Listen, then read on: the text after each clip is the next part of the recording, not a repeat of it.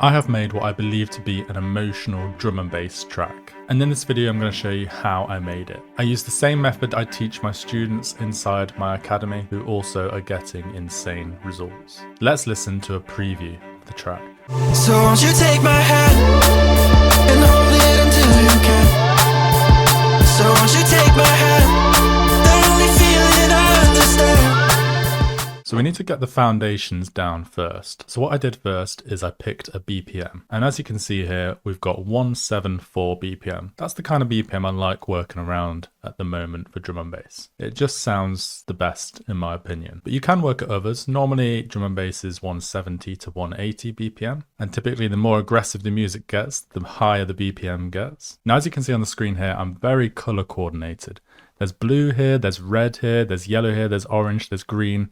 And that's because whenever I first start a track, I open up my project template and then I work from there. And this just massively speeds up workflow. And if you want to grab this project template for your tracks, then you can download that free download, first link down below in the description. So in this video, we're just going to be covering the emotional intro and build up. I'm going to cover the drop in next week's video, so stay tuned for that. And also you'll notice here, I've got these markers in place here, and this just makes everything very simple. So I like to work in 16 bar phrases. So you see 16 bars here and 16 bars here. And we've got an intro for the first 16 bars, and then we've got a breakdown and build up for the second 16 bars. Now you could make the breakdown 16 bars and the build up 16 bars as well. It just depends on the track. Most of the time it sounds better for me when I just work in a 32 bar phrase like this and combine the breakdown and the build up into one 16 bar section. So now we've covered all the fundamentals, let's actually look at the track. Now the first thing I did with this track is I actually got a vocal sample. Now if you're really new to producing and you're using Splice, I recommend just using Splice for the vocals, but because I've been producing so long now, I've pretty much used up all my Splice samples that I can, and there's not much there for me anymore. So I've moved to other methods, and one of my methods is collabing with singers, and then there's also other websites where you can purchase vocals as a sample pack, such as Vocalfy, and that's where this vocal sample is from. So I'm not sponsored by these or anything, but I'll just show you what I did for this track. So I just went to the key that the track was in, which was D minor, and then I found a vocal sample. So you'll see here I went and found this one. It doesn't really matter what BPM it's in because you can just speed it up.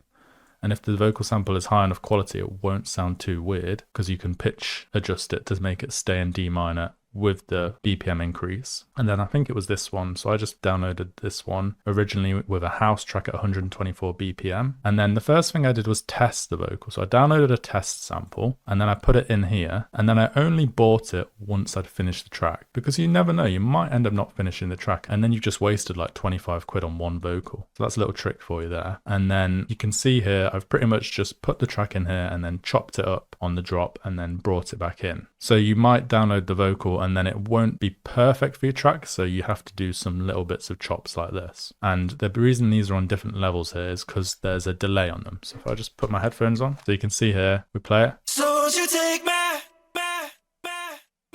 That's just a little delay there, a little bit of creativity, so it sounds slightly unique. And on the vocals themselves, I just use a Klar vocals like this, and I just go through some of the presets and then adjust to taste. And then obviously with the one on delay, I use this delay plugin here and adjust the time here, the volume here to taste. But I always try and make it fit in time. So when you listen to it here, So won't you take my that's in time with the track. So this was the first thing I got, then I built the emotion around this vocal. Now the track is in D minor. Now one thing that's really important is making sure you download vocals that are either in D minor or one or two semitones either side of it. So like E minor or C minor could get away with, and then pitch adjusting it up or down slightly by a couple of semitones. The reason why I don't like getting like a vocal in A minor and then adjusting it to D minor is it just makes the vocal sound really cringy because it can either go really high pitched or really low pitched, and then it just sounds weird. Sometimes it works, there are exceptions, but most of the time it just sounds a bit weird. But again, you got to experiment. So now what I did is work on the 16 bar intro, and mostly what I do here is focus on the instrument section. and some effects. So we'll look at the effects first because it's really simple. I've essentially just used my sample packs. So the one I'm using at the moment is the newer one, the Future Jump Up one. There's a link down below if you want to grab that. So I'm using risers, down filters, and more risers and down filters, and then more down filters here. And just keep it very simple like that. And I think I've got a splice riser in here as well, just to add a bit more depth. Just because I like the sound of that one. You can see that there. If any of you have been having this glitch where it renames the track, look at this. All my splice samples are just cooked at the moment. So if anyone knows how to fix that, please let me know. It's really annoying me. And then normally what I do for intros is I'll look on Splice, or I'll use Serum 2 or Nexus 4 to create some sort of chord progression. Now I got really lucky here and I found this full sample that I just thought sounded amazing. And I thought I could probably spend a few hours trying to come up with something as good as this and then fail. So why not just use this? So my intro is very, very simple. It's literally just this sample plus this vocal, plus a few effects. And this has been pitch adjusted to D minor. And then listen to this. You brought me down like no other before you did. I've been torn apart, I've been holding on to something real. And one of the things I teach the most to my students is sound selection. Look at how few samples I'm using. It's literally risers, down filters, and 2 samples, but listen to how good it sounds. It sounds proper professional because I've picked the perfect samples. Now I would say I do have a little bit of critique about this pad. I think the chord progression's a little bit off, but it still sounds good. And it would take way too long to try and recreate it just to change the chord progression slightly. So I just thought, let's just leave it. There's no harm in leaving it. So then we come to the next 16 bars and we'll split this up into 8 bars and we'll look at the breakdown first. So this is important here. We have to develop the track. And to do this, you can introduce drums, which I've done here. So we'll look at those drums in a second, but I've also introduced some new instruments. So the vocal changes as well. So there's little gaps so we can build on the instruments. So listen to this. And hold it until you can.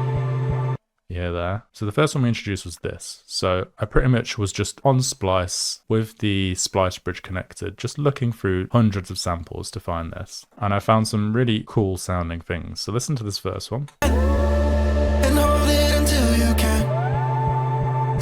And you'll notice it's quite high pitch, so it's not really getting in the way of that pad, which is a bit lower down in pitch. And then we got this next one here,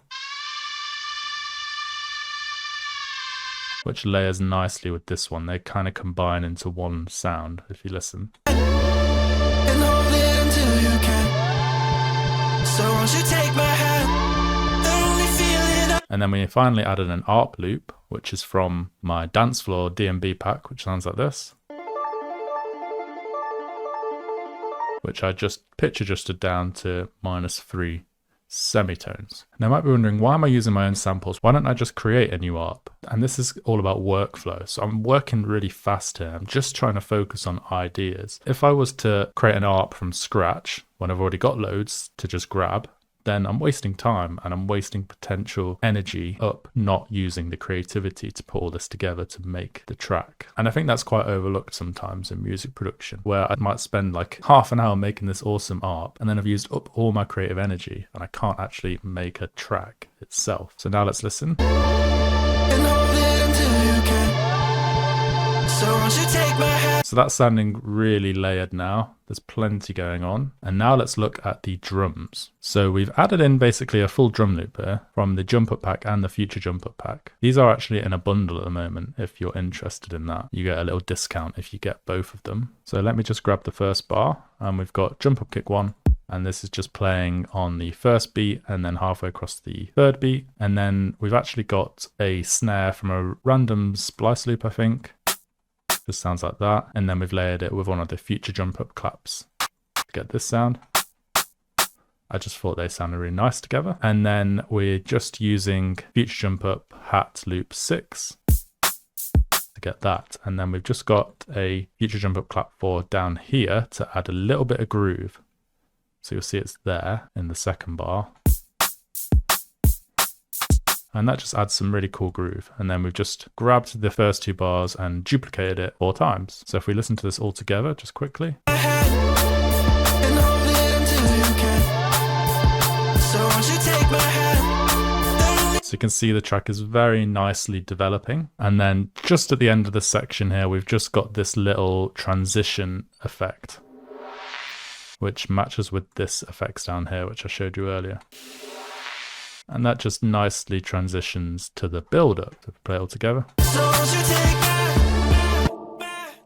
And then you'll see why I've done the delay here, because we're transitioning into that build-up section. And we want to focus on the drums building up and building up that energy. Now finally we've reached the build-up, which is one of the hardest parts to get right. And especially transitioning from the build-up to the drop as well. So this is where it gets proper complicated. But you'll see here, it doesn't look that complicated on the screen. So hopefully you'll start to understand it better after seeing this. So the first thing that you can see I've done is all the drums have stopped apart from the kick drum. And then this has just gone into a very simple pattern. So you'll see it's first playing every beat, and then it doubles after 4 bars. So you'll see it's got the same number of kicks, but in half the time.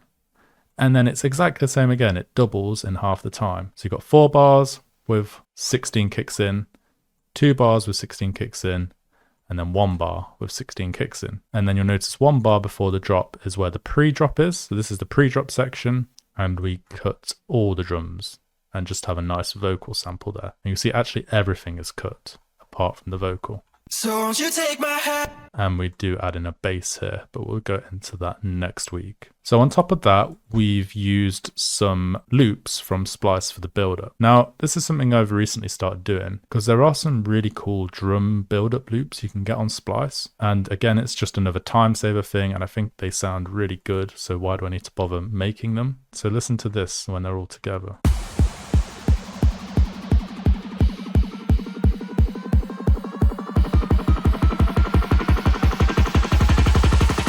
We've got these little EQ things here as well. I just think that sounds so good. So just leave it like that. Really simple. My own kick drum, some spliced build-up loops, and the drums are done. Obviously, you need to make sure your sample selection is right, but try that. See if it works for you as well. So we've already covered these vocals. It's just the vocals chopped up with some nice delay on to allow the build-up drums to come in. And then we've just got effects here, literally just down filters and risers before it cuts off. And then the only last section here is the instruments. Now it does get a little bit more complicated, but I'll just try and talk you through it. Now the way I've created this is literally trial and error. So it's going through Splice Bridge, chopping things up, fitting them in. I think some of them came from like previous drop ideas. So it is a bit of a mess how it was designed, but it's pretty much just trial and error. So you can see that the 2 main synths here stay, these ones go.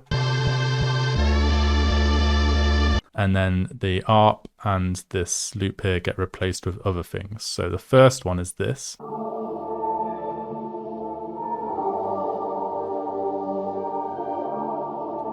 Which is literally just a pad loop. And then we've got another pad. This is also a high-rise effect, so it's like a string instrument playing really high, just one note. And then we've got this sound as well. I don't think you can really hear that one. So you probably don't even need that. It's just super quiet in the background, adding another layer. And then we've got this kind of weird lead sound, which was actually from a completely different track, and I just kept it in and it sounded good, so I guess I got lucky there. And then we've got another loop here. I think this is also from another track, and then I just brought it in because it sounded cool. So that's just adding tension. And one other thing you'll notice is this is playing after the vocal. So you know there's a gap here, but there's delay on the vocal. This is like kind of filling that gap. So if we listen to it,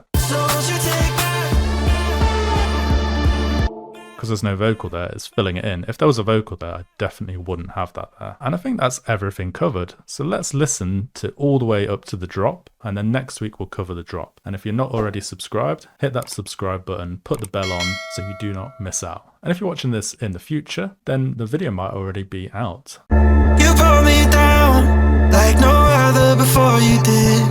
I've been torn apart, I've been holding on to something real. So let's go for a minute. Take me somewhere deeper than love, and I'll be with it. Wishing on a prayer for you, holding on a feeling of you. So won't you take my hand and hold it until you can. So won't you take my hand, the only